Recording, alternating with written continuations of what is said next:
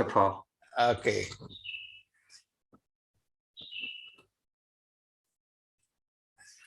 How are you? Thank you for agreeing to join us and give your talk. Yeah, my pleasure. My pleasure. I think it says in my bio, once upon a time, I was also a clinical medical physicist in radiation oncology. Good, good. You are my existing and also, prior colleagues from many years ago. I used to work in a clinic in Australia and in Denmark. Okay. Australia, in which place? Which clinic is that?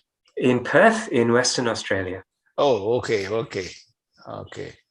Yeah, so I've worked in a few countries, a few different radiotherapy clinics around the world now. But finally into data research, so a little bit different. Excellent. Yeah.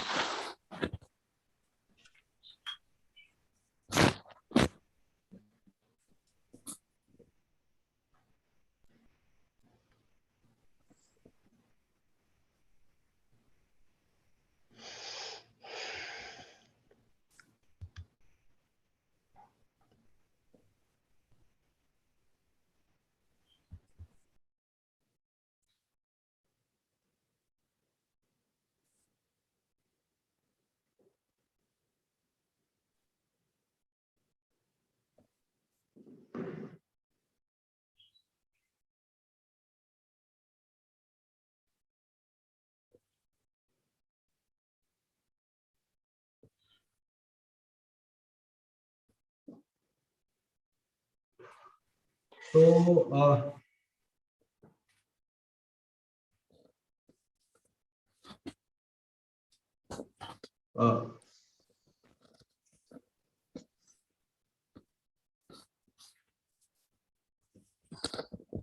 If I can ask a question, Dr. Pichandi or anyone else, are you yes. expecting many people today, or?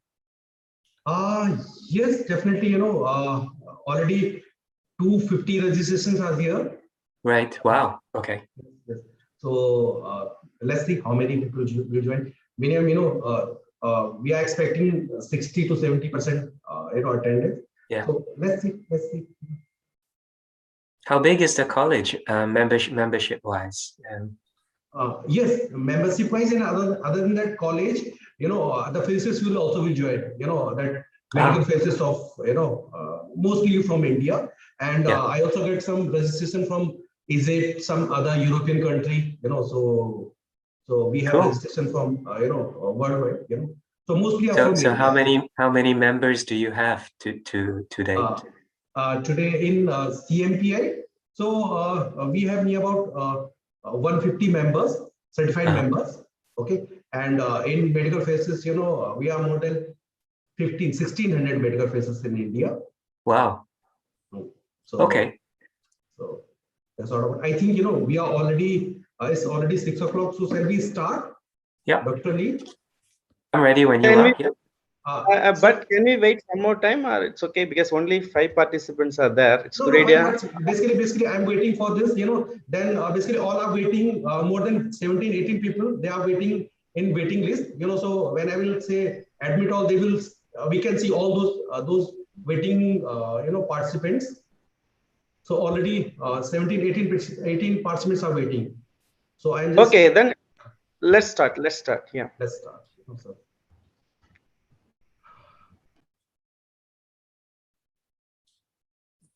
I already started, sir.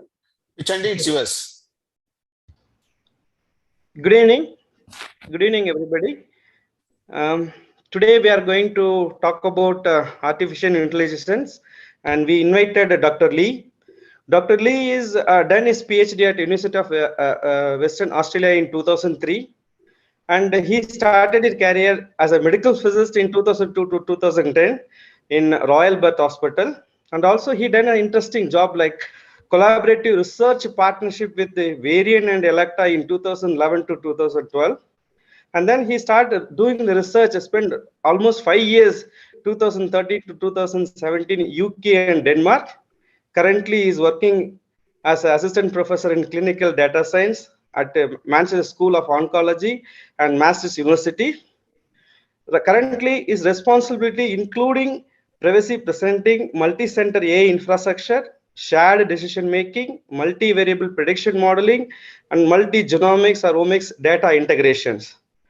Now I welcome Dr. Lee to talk about big data and artificial intelligence for predicting the clinical treatment outcomes.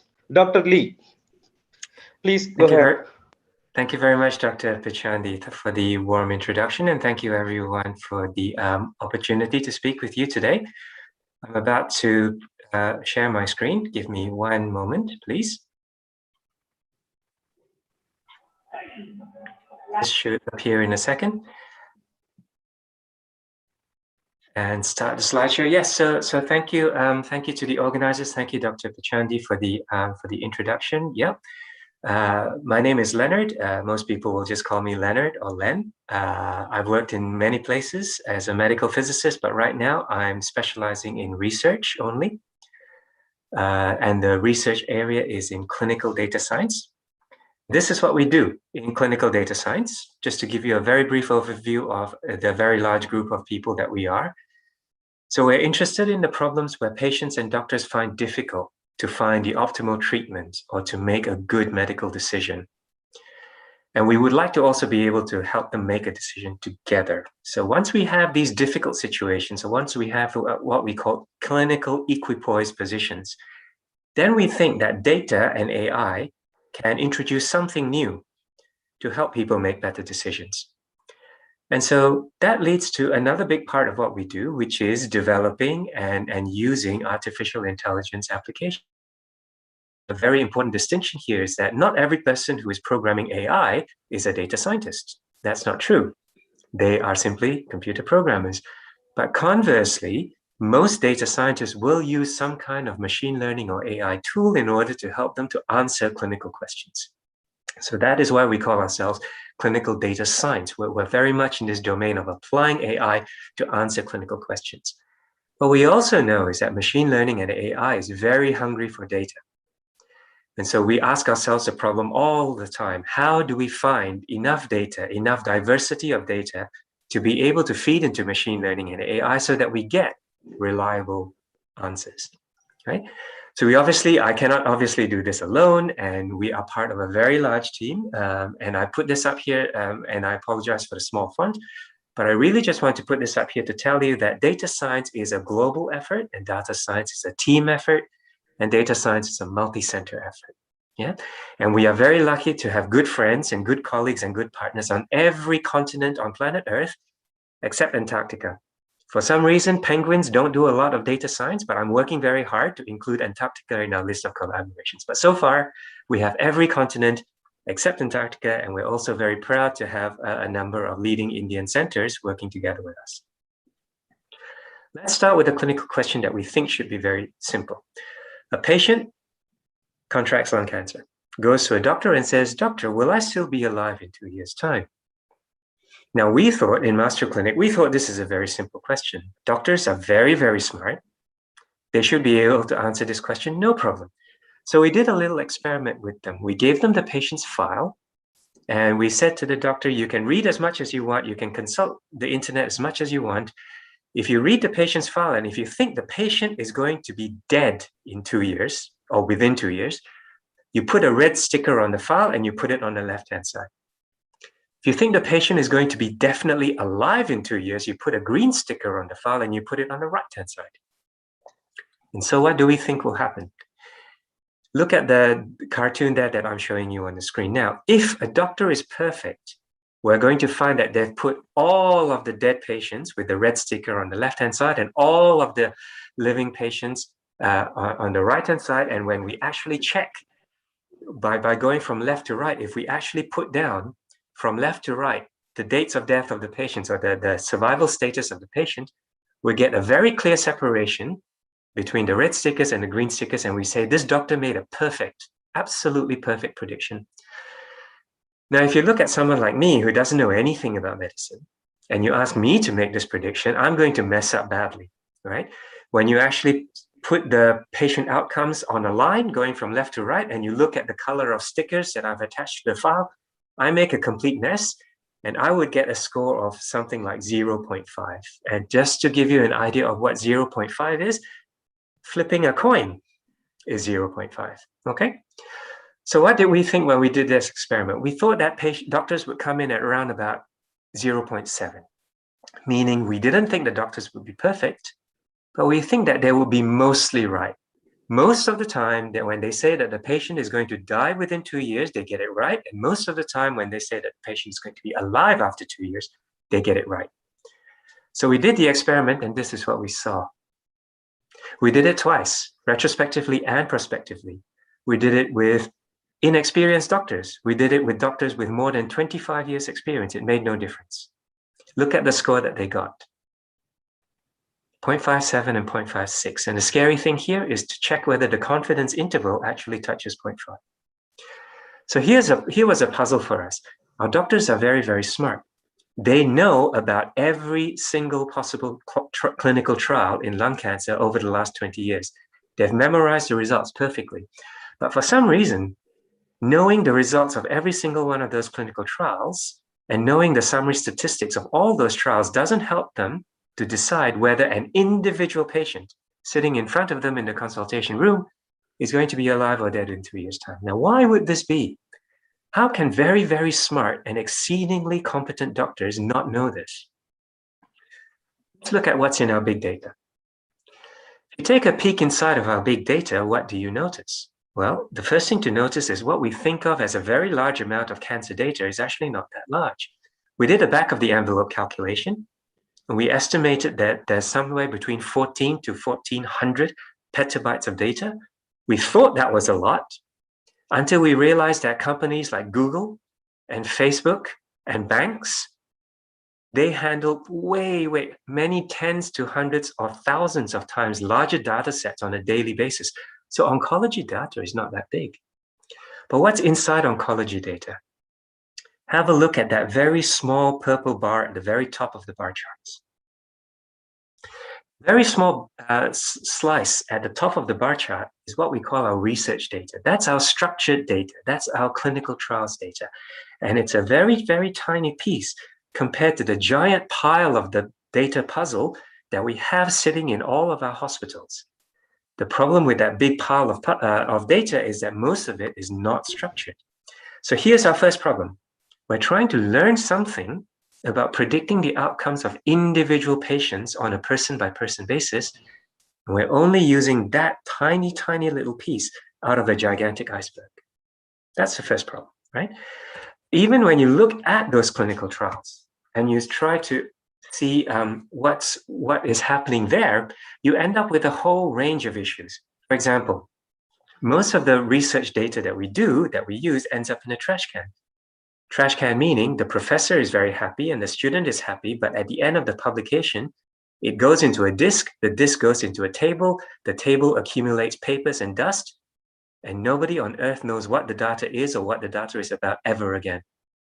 That's what we mean by clinical research having no data lifecycle. It goes from data collection to publication to the trash can, and then everybody forgets about it. It's not possible to reuse or relearn or combine it with new data.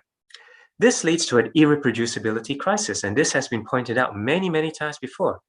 For example, a survey by the British Medical Journal found that for half of the treatments that doctors prescribe, we don't know whether it's effective or not. Even more scary is that about 1/6 of the treatments that are prescribed, we actually think that they're harmful. But we do it anyway, because that's what the protocol says, and that's what we've been doing for the last dozens of years. Only for a small fraction of these things that we actually do to a patient do we actually know it's effective, right? So here's the argumentation. Even if we are relying solely on clinical research and clinical trials as a basis of learning, then the question now arises is, why is it so non-reproducible? And why is it so difficult to make it true? And why is it so difficult to make it useful, right? So there's a new knowledge paradigm that needs to come about. And if you have a look at the recommendations in this new knowledge paradigm, it's all about cooperation. It's about a replication and a validation and a continuous learning and a continuous improvement culture. It's about standardization and sharing, right? It's no longer the case that researchers protect their data and lock themselves in a room and never interact and never have a life cycle beyond the end of their celebrated paper. There has to be something better than this data to trash can kind of approach to research. Yeah? What are the barriers that come up when you try to actually make use of oncology data? Well, as far back as 2011, it was recognized that the problems are not actually technical. A technical problem says something like, I don't know how to use the data, I don't know how to share the data. That's not true anymore. We know. And a person who says that they doesn't know is simply not looking, right? Rather, the problems are ethical, political, and administrative. And towards the end of this talk, I'm actually going to show you a way to reduce the ethical barrier, because we can now learn and reuse and make models on each other's data without physically sending the data to each other. So this ethical argument that I'm not allowed to share patient data because it's privacy and confidential, that's not true either. It only leaves the two things that no amount of science and no amount of technology can solve for you. The administrative, people simply don't have the time or the people to do the work required to clean all of this data that is sitting inside our hospital archives, and there's a lot of it. Or it's political, that they don't want to. They don't want to work with you. They don't want to share. They're afraid of what they might learn. So it's better to just not work together and not learn, because they might learn something that makes them uncomfortable. Technology cannot solve administrative and political barriers. Only politics can solve political barriers. Going to the technical side, right? The story's not over there either, because if you had, like I mentioned before, a lot of the data that we keep in our hospitals is unstructured, right? Hospital data, a lot of it is imaging and free text. So these have to be processed in some way, right, into a form that we can use for statistical modeling. Or most of you in this call will not understand what that says. If you see that in the medical record, you will not know what that is or how to make use of it. Often, data is missing. Either the entire variable we want is missing, or the variable is there, but for many patients, the measurement is missing, or it's incorrectly entered. So if you see an entry in the patient medical records that says patient weighs 1,000 kilograms, you know that there must be a mistake somewhere, but where exactly is the mistake? And the same thing happens when you get contradictory data. What if you get a medical record entry that says T4N0M0 stage 4? One of those things is inconsistent and must be untrue. But how do you resolve it? There's a problem of bias missing and biased data. So for example, no record of radiotherapy doesn't mean that radiotherapy didn't happen. Radiotherapy might have happened. It's just never recorded, or it's not in a format that is retrievable by you.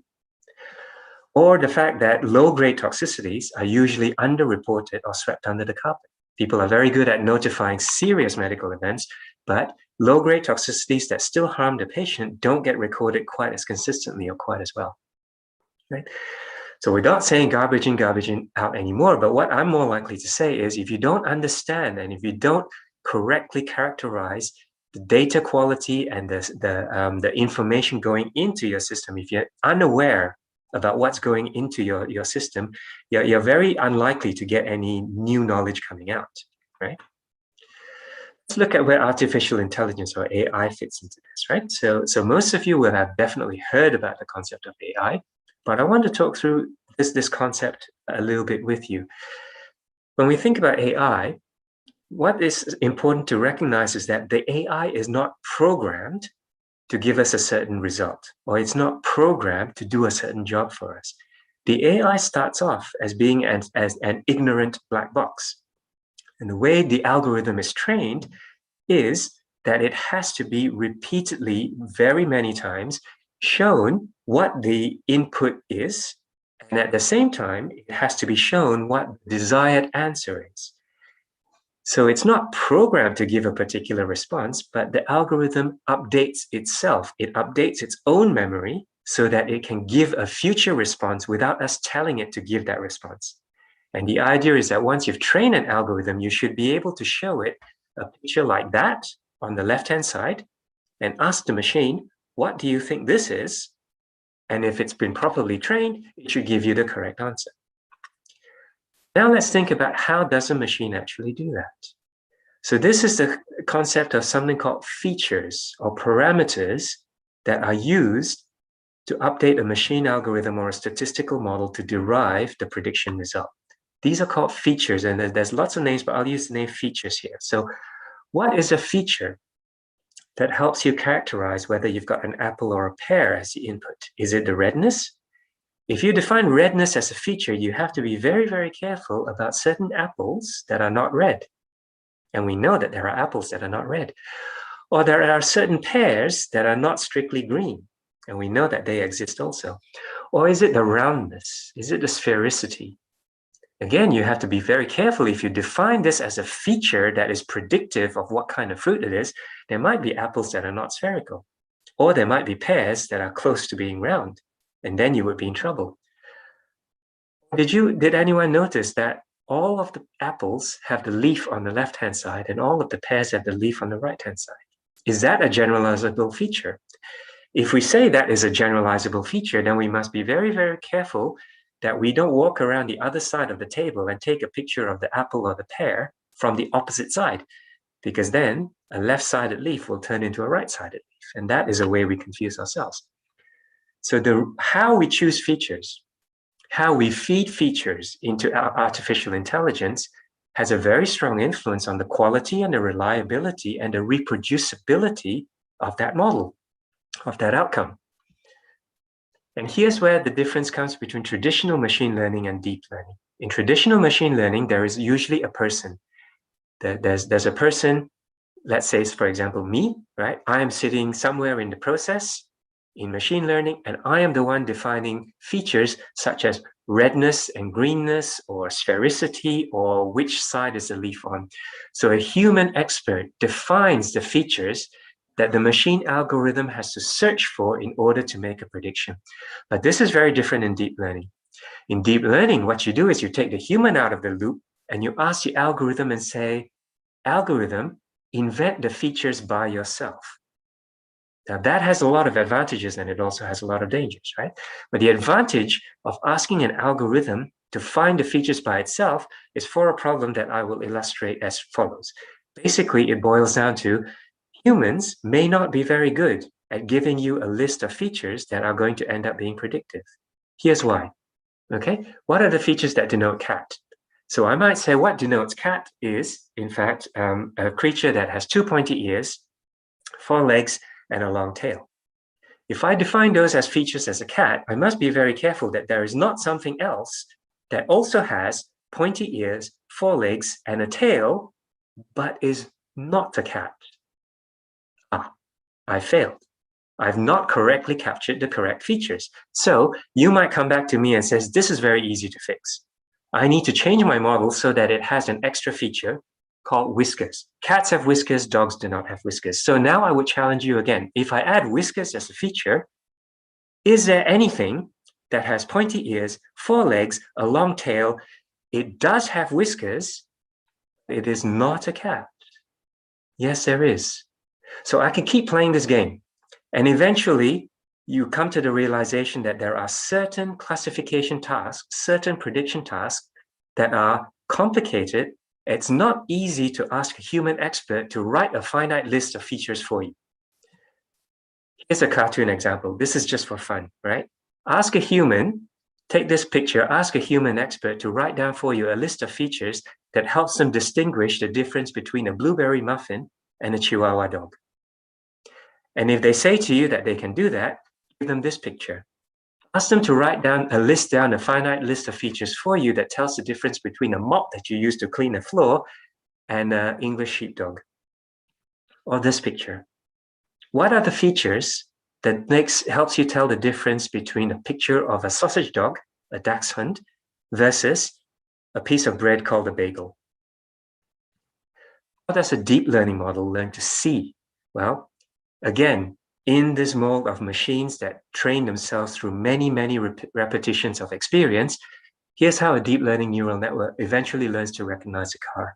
In the very, very beginning parts of the neural network, it doesn't recognize cars at all, right? All the neural network starts to recognize are shapes, bright spots and dark spots, and gradients, right? Lines that go vertically, lines that go horizontally.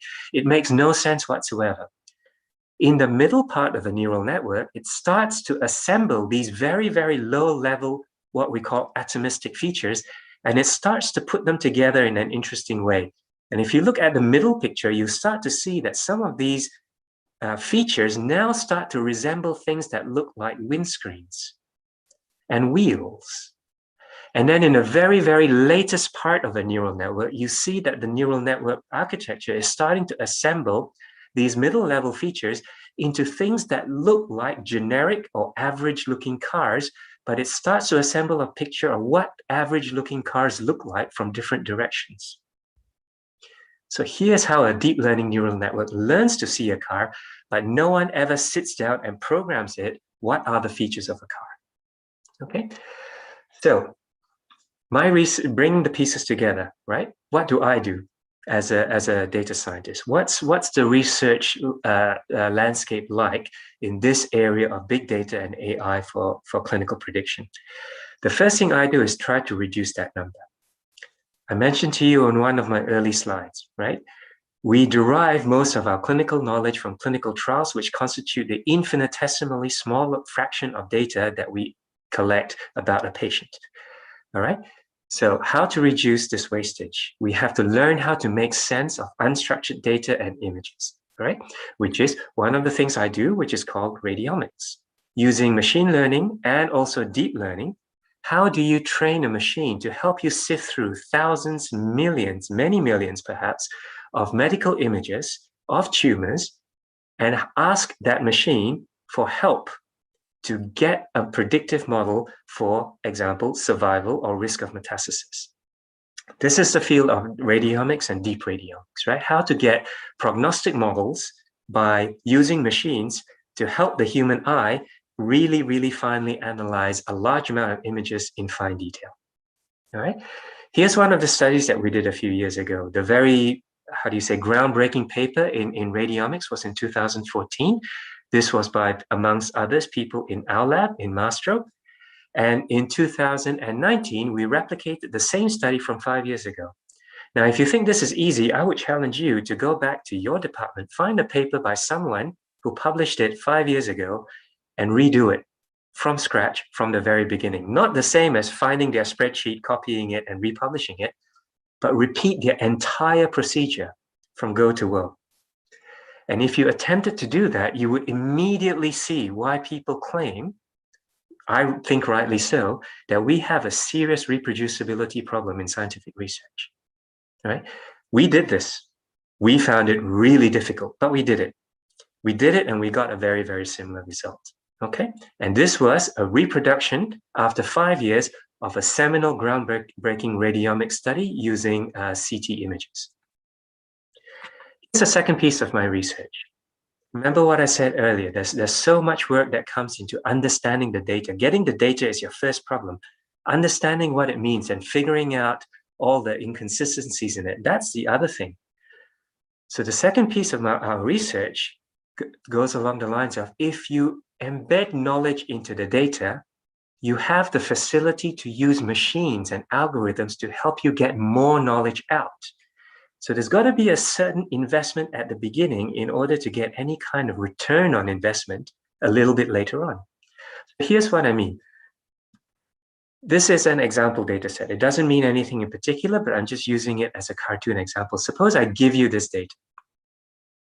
And as a data scientist, someone might think, oh, this is fantastic. Everything is in rows and columns. This is structured data. This is perfect. I can start modeling right away. This is already very clean data. Is it? I've given you the data, but do you truly understand it? For example, you might have to scratch your head a little bit and think, is CT, does that mean computed tomography or does that mean something else? Maybe it means something else. Maybe it means clinical T-stage. Well, if it's clinical T-stage, why is there a number 3 and a number 3A there? Is there such a thing as a 3B or a 3C or a 3D? Do I write 3 if I don't know whether it's A, B, or C? What exactly does 3 and 3A mean? This column. Let's suppose that I work out that this is the clinical N node status. What does a clinical node 9 mean? That doesn't exist anywhere. What's node 9? That makes no sense. And what does NA mean? Does that mean not available? The metastasis status is blank. What does that mean? I didn't measure it. I measured it and I couldn't tell. What does blank mean? Lymph. Oh, now this is a good one, because does it mean lymph nodes? It's completely blank, so I can't even guess. Does it mean lymph nodes, or does it mean lymphocyte count? This is an even better one. Survival. Okay, survival. So this is probably about alive or dead status. But what does survival Y, survival yes mean? Survival yes, the patient is dead, or survival yes, the patient is alive? Something so fundamental, I can't make sense of it. And then the survival time. Oh, that should be easy, right? But wait on. Is it really that easy? 37 days? 37 weeks? 37 months? Probably not 37 years. But what units is it? So even in this very, very ultra clean data set, I've already shown you that getting access to the data and structuring it doesn't actually mean that you understand it well enough to make use of it. So what do we do? What can we do? So a lot of our research work is not so much about the machine learning itself, but preparing the data so that machines can easily understand and use it, not just once, but many, many times in the future. So what we have to do is we have to migrate from private secret code books that only exist in the mind of the researcher and nobody else understands. But then we also have to think about how to migrate it to public ontologies that map these things to universal concepts, okay? So what we do is we go through a whole sequence of steps that go from private code books to universal concepts, and this is the sort of thing that we want to try to get at. The picture on the left represents the data fields with additional data, metadata on top of it, where the logic and the definitions and the knowledge representation is defined in something called a global domain ontology. So we use something called the radiation oncology ontology, right? So it's written by domain experts, and when domain experts use a term in it, they mean something very specific and non-ambiguous, right? And then we create knowledge representation in the form of graphical objects, graphical databases like this, right? The object on the bottom with blue squares and red arrows actually says the same thing as the language text on the top. But here is the difference. Here is why we do it in a data abstraction way.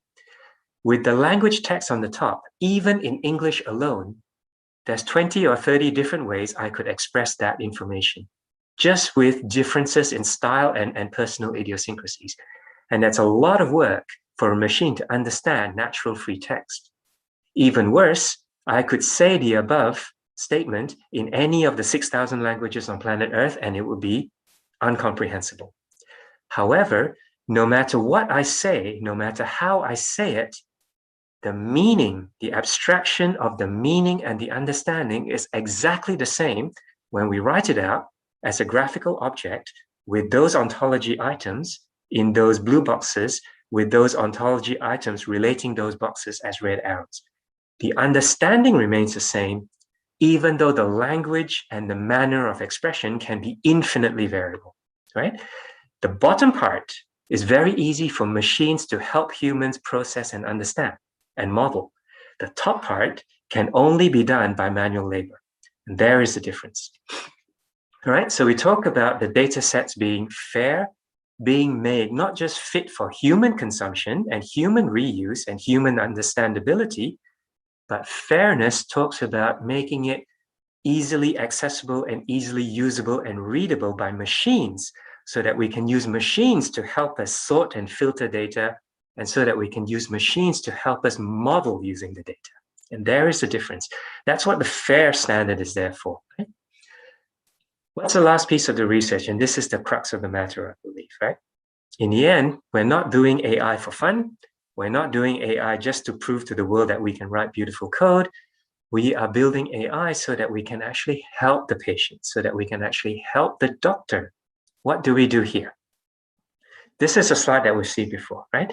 So just a reminder that a lot of the things that we're talking about, if you look at the FAIR standards, if you look at the things, what we do to reduce the wastage of research data and reduce the wastage of day-to-day data being generated in the clinic, it is touching on all of those red things that I've highlighted. Yeah. What we do in the Netherlands is we build a real-time, real-world rapid learning system.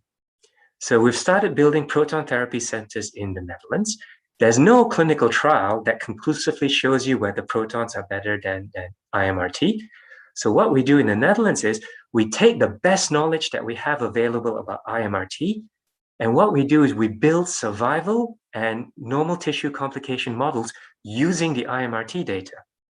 And then we assume an RBE factor of 1.0, and we try to apply it to select patients that will actually benefit more from protons compared to IMRT. Now, the beauty of this is, if you have a look at the diagram, what we're trying to do is we're using clinical trial data, but we're also using day-by-day data of actually treating the patients with IMRT and with protons. And by using prospective data registration, by using models to track and to select patients, what we can do in a couple of years' time is that we can come back and check our predictions. If we predict a patient lives longer or does better with protons, do our predictions really come out true when we look at the prospective database? Whatever happens, in a couple of years from now, we have a goldmine of data that we can actually use to update our models. And what we think will happen is we will actually get better IMRT models, and at the same time, even get better proton-specific models. So every side of this equation actually wins. But this only happens when you actually think about using the data that you generate real time in a prospective future, continuous cyclical basis forever into the future. And how you use that to bootstrap yourself into becoming better over time. Not necessarily perfect at the beginning, but better over time. This is what rapid learning is. This is done with all of the clinics in the Netherlands that are treating proton patients, a culture of replication, validation, modeling, shared learning, and shared data. I'm going to go through this small video for you as well. This is a video that we captured using illustrating what we can do about building a model in real time, right when the patient is sitting in front of you, using the data in Italy and the Netherlands. So what you see on the screen here is a user is selecting a set of clinical criteria. And here they're going to set the radiotherapy dose. So they're going to set the dose limit at 45 grays. So they're excluding palliative patients. And what they're doing here is they're entering this data into a graphical user interface. They are specifying data sets in Italy and in the Netherlands. And then they are asking this interface, go and make a model for me while I sit here and wait. Using those constraint parameters that I've asked you for, presumably that they match closely to the characteristics of the patient sitting in front of me, make me a customized model right here and now on the fly. Well, in about 30 seconds, a model comes back. This is the clinician now typing in the actual CN, CT, sex, and age of the patient into the model that they've just created 30 seconds ago. And here is a prediction. Here is the survival distribution probability curve for that individual patient right there and then. Here's what you can do if you have data that is usable by machines that are capable to be shared with each other, and that machines can help you filter and search and process and model for you without a human having to do every single step by themselves. And to prove this, we've proved this a number of times. This was the first proof of concept. We did this with 5 clinics nearby to Maastricht University, and this was done in 2017, right? This was the first concept of something called distributed learning, where instead of sending the data from 4 other hospitals to Maastricht, where I work, what we did here was we sent a model to each center. We asked each center to fit the model.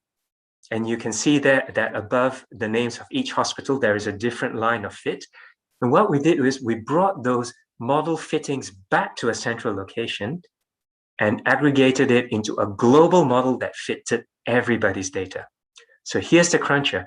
Sharing private patient data is usually tricky because of the privacy concerns. But sharing the statistical model is fine, because a statistical model or a statistical summary is by definition anonymous. Nobody has ever said that it's a problem to share anonymous information. Pick up a journal article. You will see a Kaplan-Meier curve. You will see a model prediction coefficients. Nobody says that that is violating the privacy of patients. So it's okay to share the model. It's okay to share the coefficients. It's not okay to share the patient data. So we say, don't share the patient data, just share the models. And we know how to combine 5 different models from 5 different clinics into a single object. We did that with several hundred patients. And in a bigger challenge the following year, or in the following 2 years, we didn't just do it on several hundred patients, we did it on over 20,000. Now, here is where the power of a massive amount of data comes to the fore, even when you're building a very, very, very simplistic model. All right? Here is data from 7 different clinics distributed all over the world. We did not bring the data to Maastricht. We left the data in the hospital. We did this through this distributed learning approach, but we fitted the model on over 20,000 patients. 2 things we saw: that there is a lot of heterogeneity between sites. Of course, we kind of expected that, right? If you look at the prediction curve for every single one of those sites, we see a lot of variation. But if you look at all of the sites as a whole, and if you look at the classification performance for the same question that I asked you at the very beginning of this talk, 2 years overall survival, look at the median performance. It's about 0.7.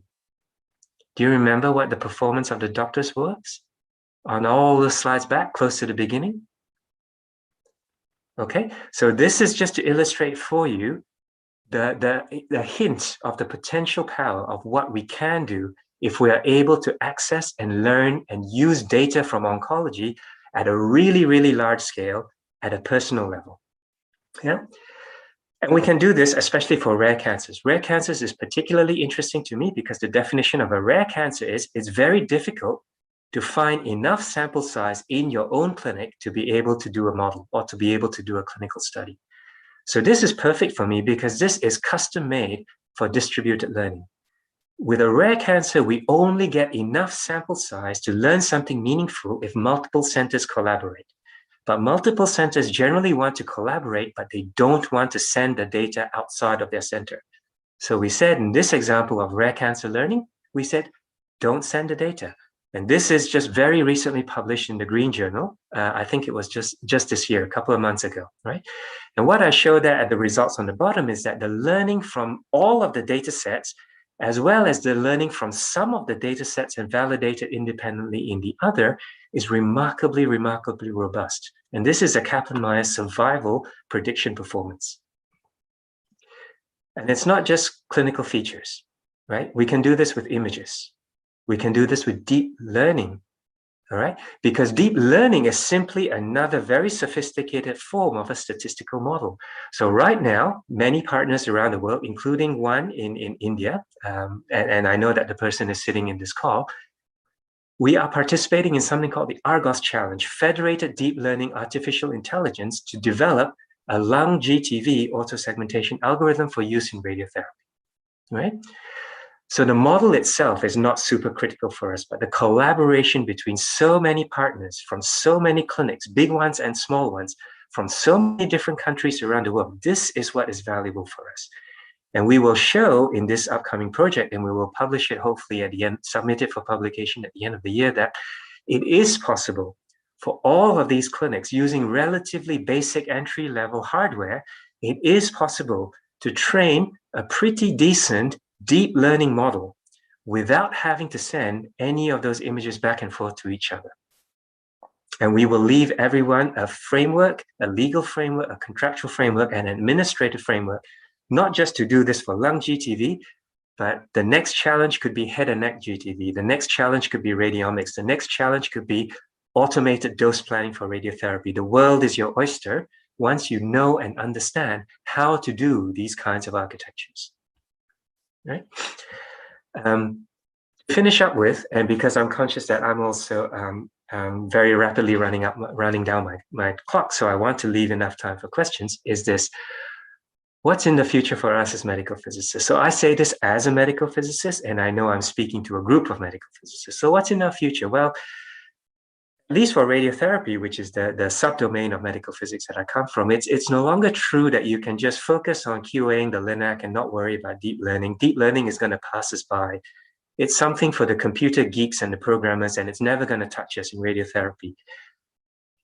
I'm sorry to say, but as early as 2018, a very good survey has identified not just a few, but numerous state-of-the-art deep learning AI algorithms that are impacting every single step in the radiotherapy treatment workflow. So this is not something that medical physicists can just pretend to ignore and say someone else is going to deal with it. It's going, sooner or later, it's going to arrive in our clinic, right? What does that mean for us? So as far back as last year, 2020, we wrote this with David Jaffray, the inventor of cone beam CT and many other things, a very smart physicist. A group of physicists and some partners sat down and we wrote out, how do we think we can use our existing medical physics background and expertise in commissioning? Because we commission advanced systems all the time, called LINACs. We commission advanced software all the time, called treatment planning systems. How can we use the existing philosophies that we already have? How do we apply it to the domain of commissioning and quality assuring and AI when it arrives into our clinic? And that was where we came up with a very small number of just general principles just to build on top of what we already know as medical physicists so that we know how to manage the future when the future arrives. And undoubtedly, inevitably, that future will arrive.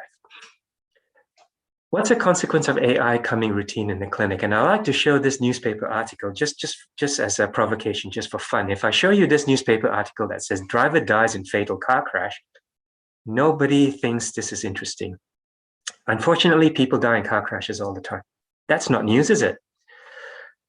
If I take away the white blocks and you see that the real headline says, ooh, it was autopilot.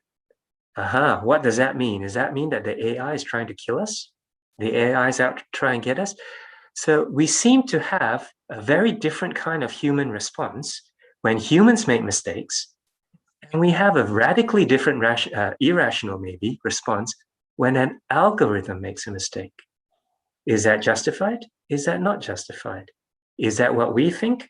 Is that what our doctors are going to think? Is that what our patients are going to think? How will we respond when inevitably accidents will happen in an AI-empowered clinic? What's our answer going to be? Second provocation is this. I get the feeling that doctors and physicists and other experts are these days teaching the AI how to do things like auto-segmentation. We are teaching the AI to segment, to plan radiotherapy, right? It's us teaching the computer at the moment. But what happens in the future when the clinic becomes heavily reliant on AI?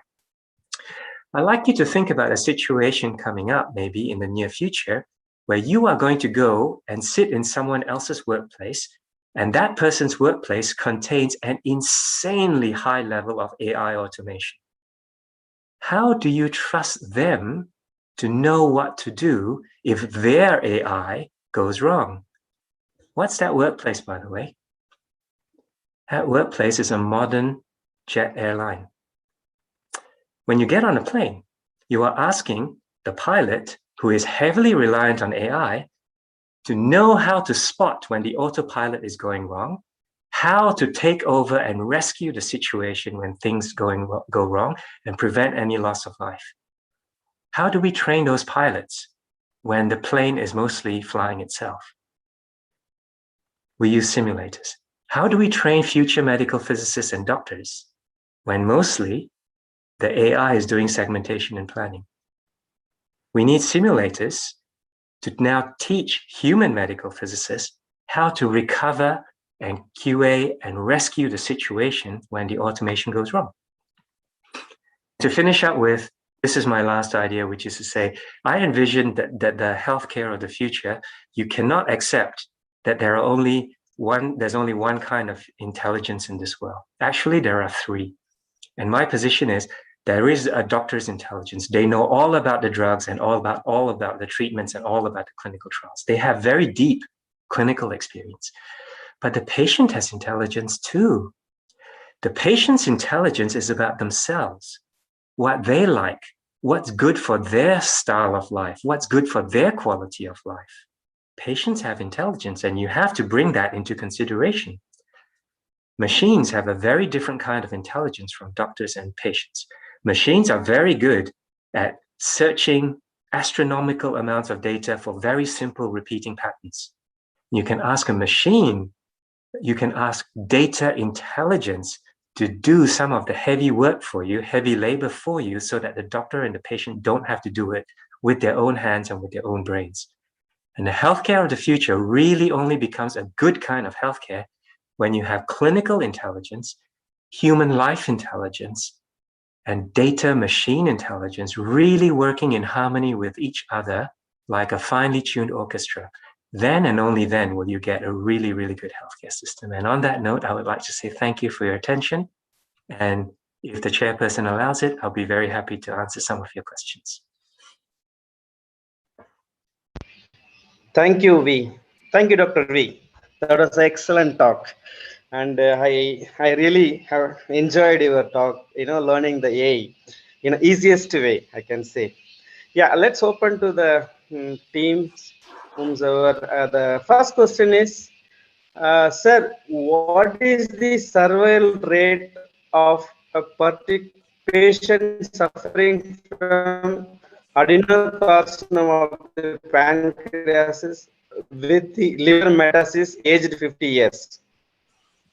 So this question is, can we predict survival rate of patients suffering adenocarcinoma pancreasis 50 years? Do we have any data? Are you your team done any analysis? Yeah, so that's a really good question. So I'm going to move slightly so that the sunlight is not shining directly into my eyes. That's a really good question for which I'm going to give the very unappealing answer to. And that answer has two parts. The first part of that answer is, as long as we have the data to learn from it, and I'm not just talking about clinical trials, as long as we have the data to learn from it, and as long as we know how to get access to and combine that data together, we can answer that question. I believe that question is answerable. All right. So that's the first part of the question. Is survival time for pancreatic adenocarcinoma with metastases, is that an answerable question? Yes, that is an answerable question. Do we have the data for it? That's a much more difficult question. What is the answer? I don't know. Okay. But those kinds of questions, I would say, is answerable because it's in the domain of rare cancers. All right. The trouble with doing clinical trials for rare cancers is that you probably take 20 years to recruit enough patients. That's why I don't think clinical trials should not be the only way that we get information about survival. All right. It takes too long for rare cancers. It's too difficult to find the patients for rare cancers. But if we say we already treat many pancreatic cancer patients in our clinics, if we go around every hospital in the world and ask them for data for pancreatic cancer patients that they've treated, we probably have more than enough patients to try to model the answer. That does not mean that the answer is perfect. It does not mean that the answer is satisfactory, because remember, you don't learn something perfect from day one. The question is, can we learn something? Then the next step is, can we learn something better? Can we make a better prediction and a better model in future? And that's going to depend on, can we find the data today? Can we share the data with each other today? And do we collect the data so that we can make predictions better in the future? This is that cycle I showed you with what the proton centers are doing in the Netherlands, right? We begin with what we know, and we see if we can learn something from what we know, but we try to improve our data so that we can improve it in a couple of years' time.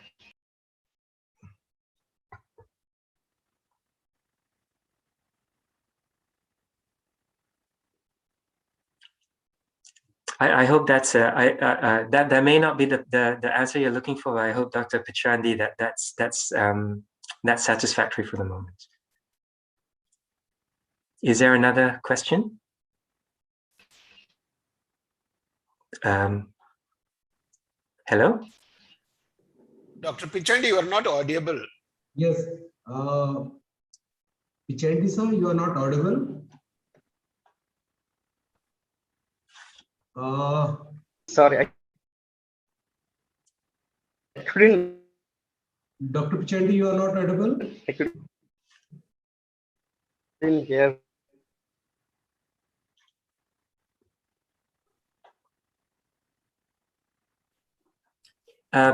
Mr. Chairperson, Mr. Yes, Secretary, yes. sorry. Yes, I can't hear Dr. Pichandi, but should I look in the Zoom chat window to see what the questions? So question is how far we are away from converting our cone beam CT features to the real CT images for better clarity to assess the responses from radiomics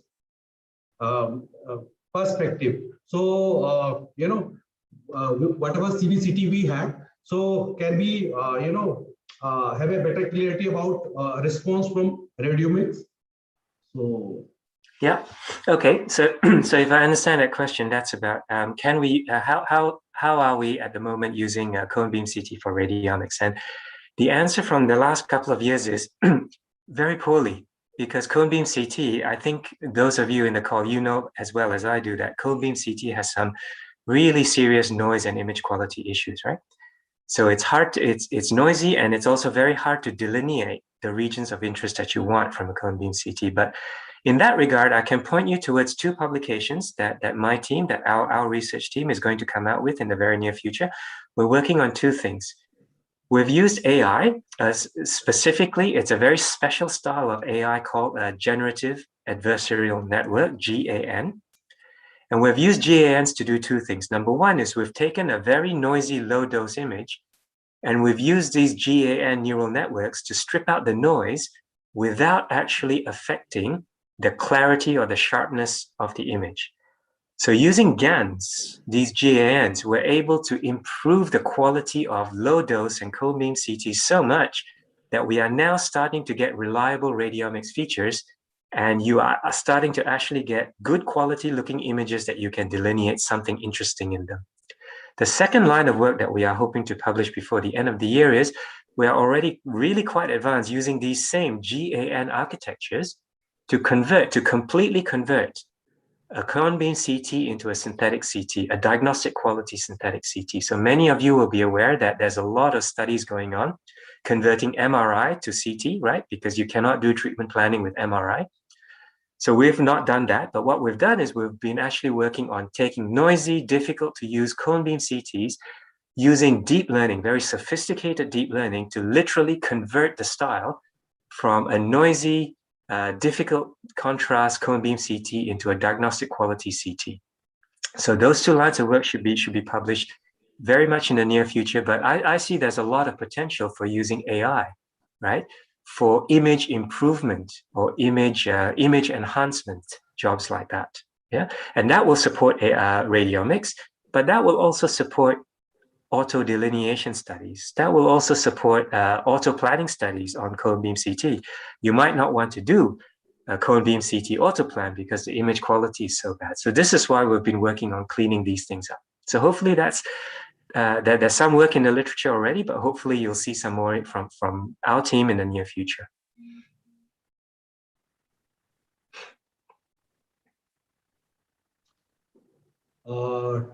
Dr. Pichandi, are you there? Sir? Thanks. Yeah. So so Dr. Pichandi and Mr. Secretary. Yeah. Okay. Yes. So I think I've answered the question about the. I think I've answered the question about the can you hear me? CT images. Yes, sir. Yes, sir. Please continue.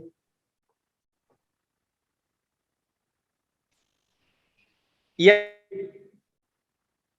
Next question is.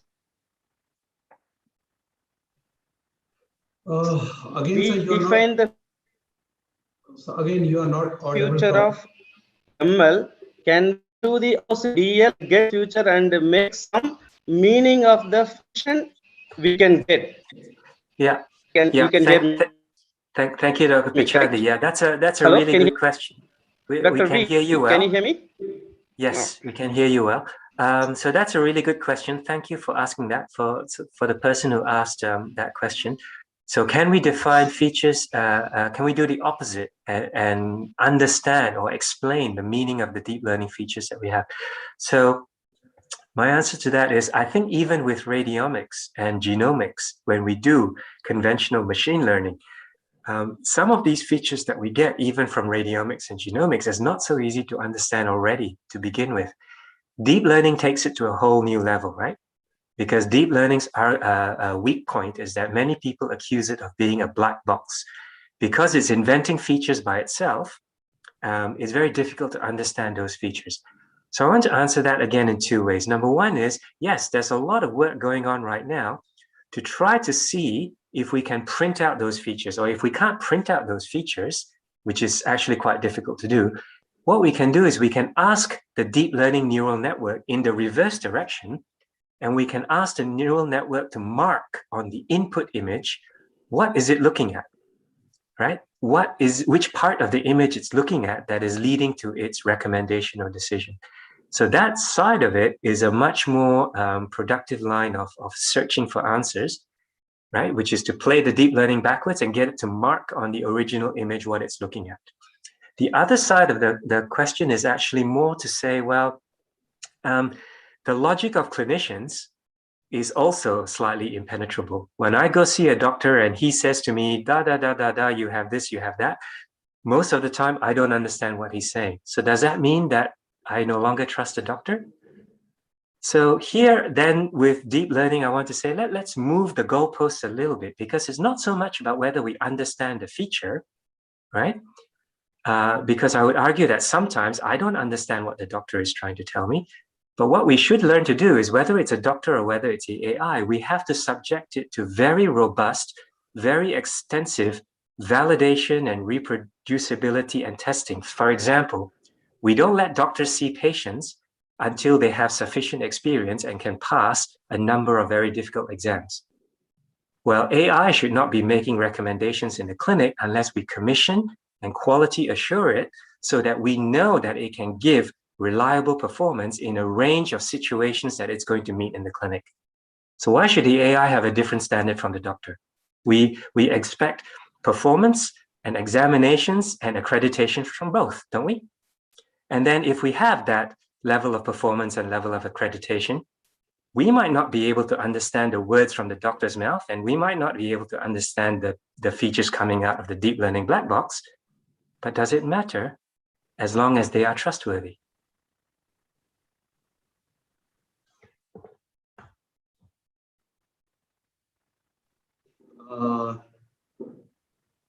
Thank you, Dr. Leonardo. So another question is how to start to collect big data and develop an AI, and how to create a team to start the AI. Yeah. So it's an interesting question. That is. So the first part of that answer is, you don't have to go and collect big data, because the thing with big data is it's probably already there, right? For example, I work with a lot of people in nuclear medicine and radiology departments, and what they tell me is they don't have to collect nuclear medicine and radiology scans. There's already millions of scans in the packs.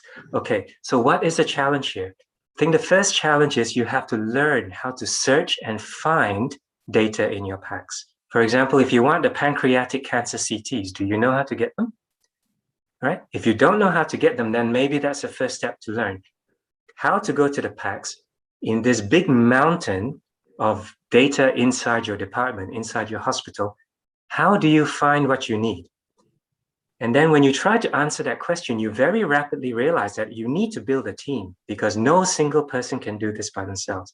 That team probably consists of the radiologists, because they know the clinical situation, they know the question. It consists of the radiographers, because they know how to collect and save and archive the data. And your team needs an IT person, because eventually at some point in time, you are going to need them.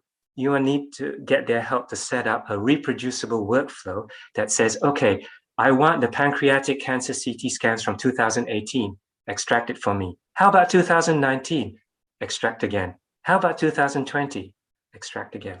So you don't want to reinvent the wheel every time. So you need to start building a team to think about All right, how do I make this workable and sustainable? That's the first thing. Assemble your team, and it probably contains these people: technical people plus clinical people plus IT people. And the second important thing to have is start with a small and meaningful research question. If you say tomorrow, I want to start collecting big data in my hospital and I'm going to cure cancer in a year's time, then I'm sorry, I don't believe you, right? The question is too difficult. So if you see, from my clinical experience, I really see that I can do something very tangible and very concrete, let's say for my lung cancer patients, well, why don't you start with that, right? Start with a smaller, understandable, focused subset of patients, a clear-cut clinical question that you think you can contribute something to medicine, something to patient care. Find a question that you can manage, start with that, because you can always make your question bigger. But it's very difficult to take a big question and then make it smaller, right? Because it's already consumed all your attention. So start with that, I would suggest. Build your team, focus on a clear, concise, and concrete question where there's really going to be something, right, that you can deliver that will help doctors or help patients, ideally both. Thank you, Dr. Leonardo. So another question is, what do we require additionally for a medical data cleaning over a normal data? And also what are the current limitation of current automatic image data annotation technique? Okay, so two detailed questions there. Let me see if I can find it in the chat window as well. The third question, what do we require additionally for medical data cleaning over normal data? Yeah, so the main issue with medical data that I find is that every clinician has your own code book, right? Every clinician has your own convention. So I would say the difference between medical data and other types of data is that, let's say if you look, for example, at the finance sector, right? The banks already have an agreement with each other about how to read each other's data, how to read each other's messages. So if your bank sends a message to my bank, they understand each other immediately. But if your doctor tries to talk to my doctor, chances are they do not understand each other, right?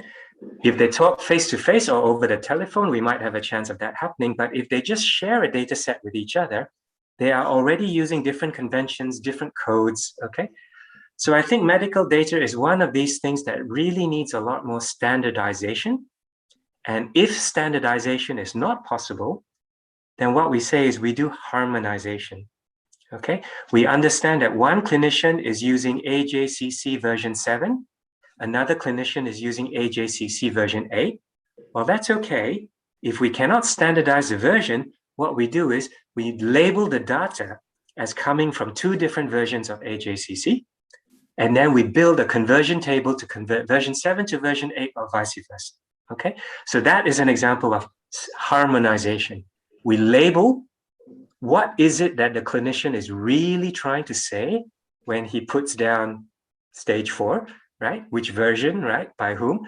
And then standardization is we say we give everybody the same code book. We give everybody the same protocol. Now, clearly in medicine, again, because doctors are such individualistic and independent people, harmonization probably has more chance to work than forcing every single doctor to dictate and take notes in exactly the same way, as you probably imagine also in your own clinic.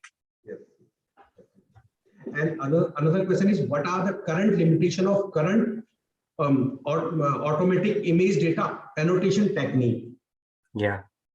So that's also a very good question. So the first thing that comes to my mind is that most, I will not say all, but most of the automated image annotation algorithms that I see in the literature, they have been trained on data or images coming from one or maximum even two institutions.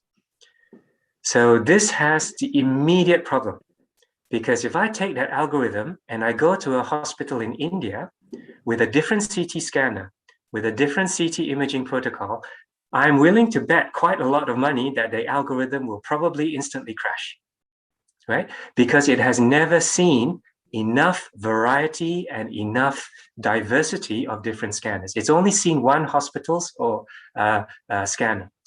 Or in the case of some of the studies that we've done, it's only seen the treatment plans and annotations done by our Mastro doctors. So as soon as I try to get it to predict the annotations of another doctor, it gets it completely wrong. This is the motivation for something like the Argos challenge that I showed you in one of the slides, right? An AI model that is built on a massive amount of data from a large number of different centers, using a large number of scanners, using a large number of different doctors, right, is more likely to learn than if I just trained it in Mastro Clinic, right?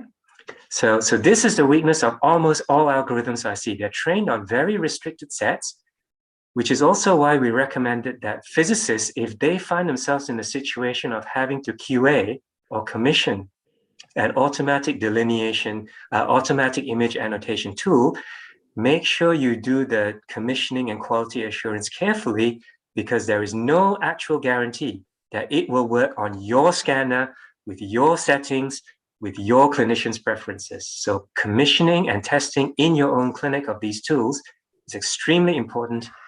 But I repeat, the weakness of what I see at the moment is it's just trained on too little data on very, very restricted data sets from one center. So I personally would not put trust until I see big scale studies with deep learning trained on many, many centers' data, which is what we're trying to do in Argos. So thank you. And the last question is, thank you. And the last question is, what is the accuracy of model which is trained on the basis of distributed model theory, and how we rely on a model which is based on a trained or machine learned model to build a model?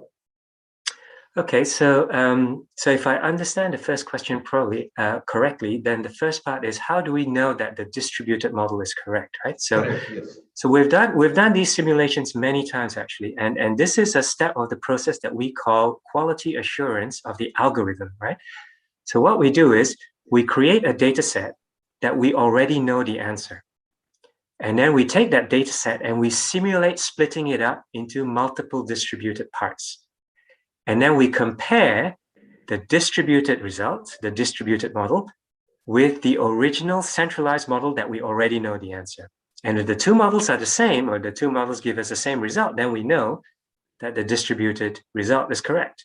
And so this is what we've done, and we've actually shown it, mathematically proven in some cases, but practically proven in the rest, is that distributed learning and learning with all the data on the same disk gives you mathematically exactly the same result. Okay, so that's the first part of it. We know that it's mathematically correct. We know that it can be done, right? So we can show that you get the same answer no matter whether you do it centrally or distributedly. The second thing is how do we relay the model? Okay, so the way we do it, or the way we do it in our group, is we take the model that we want to train. To make sure that every clinic gets the same model, we put the model as an application. We make that application into something called a Docker container. Now, a Docker container is very easy to use because you don't have to install anything. You just have to run the Docker container on your own computer, and it will be the exact same model as I have. So that's the way we ensure we make the model an application that the different clinics can use without having any programming skills, without having to install any software. So by doing that way, we can ensure that everybody gets the same copy of the model. And then, like I showed you on the cartoon, everybody's model gives a different, everybody's model on their own data gives a different result, but we only bring the statistical results back together to make a global model.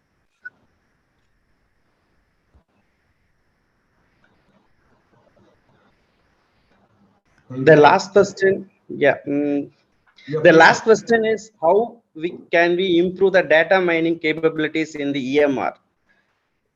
Wow, that is a question that I also have, mainly for the people who make EMRs.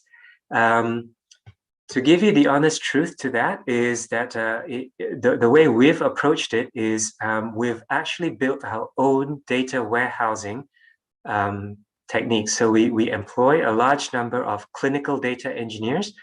Their main job is to take care of the day-by-day running of all of our radiotherapy EMRs.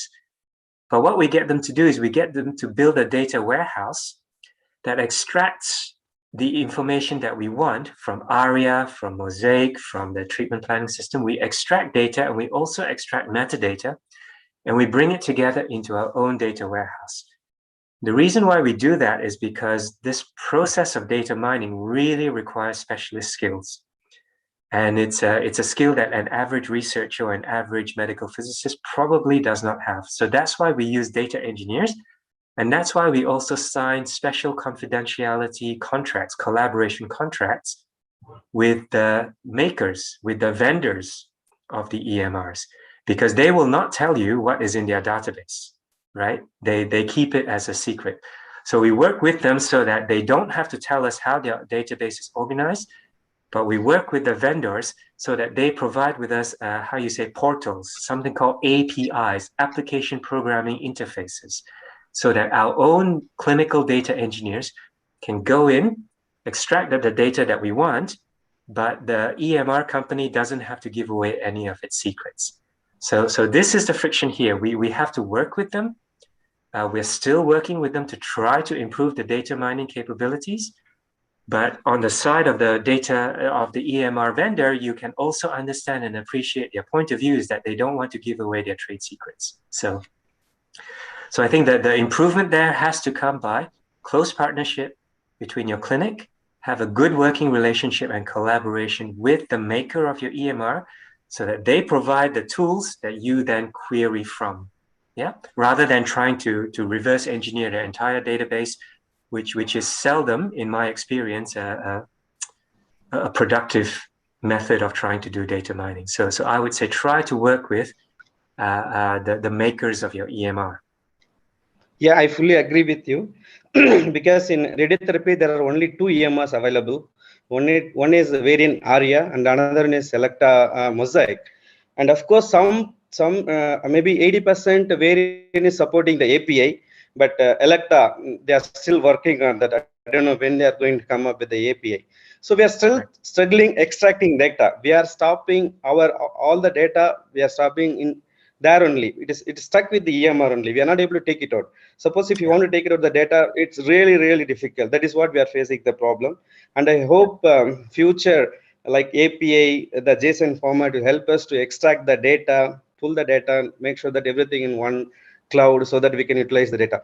So thank you very much, Dr. Wee, and we really enjoyed your this evening your talk, and we learned a lot, and I hope we'll have a collaboration with you, with your teams, and we will make sure that we'll try to do good research work, and then we'll come out to put it in the predict. We are looking for the personalized cancer patient treatment. Each and every patient should get their right treatment with using the radiomics. That is what we are looking for. That is what everybody is working on that. So hopefully we will reach, and of course we need to do the EDA. EDA is the main key, and I understand EDA and the clinical data scientists are almost the equal things. And I thank you very much, Dr. Wee, and I hand out to Secretary CMPI to give the word of thanks. From CMPI, our chairperson is here, so I will request Dr. Paul to just have a vote of thanks to Dr. Leonardo from CMPI. So, Dr. Paul, can you please hear me? Can you please? Yeah. Okay. Yeah. Thank you. Thank you. Thank you, Bat, and thank you, Dr. Leon. It has been a wonderful presentation. Like I never heard AI being so clearly explained to anyone. Thank you very much for your time, and you agreed to talk to us. And I should also thank Dr. Pichandi for chairing this session. And he is an AI master in India. So it's quite apt that he was the chairperson for this. And in medical physics, I mean. And I also would like to thank Dr. Nias for getting you in here to give this talk. And I also thank all the participants for being with us and listening to this talk. It was a wonderful evening. Thank you very much. We look forward to the next talk and end of August. Thank you. Thank you, Dr. Leonardo. Thank you very much. Thank you, everyone. Thank you.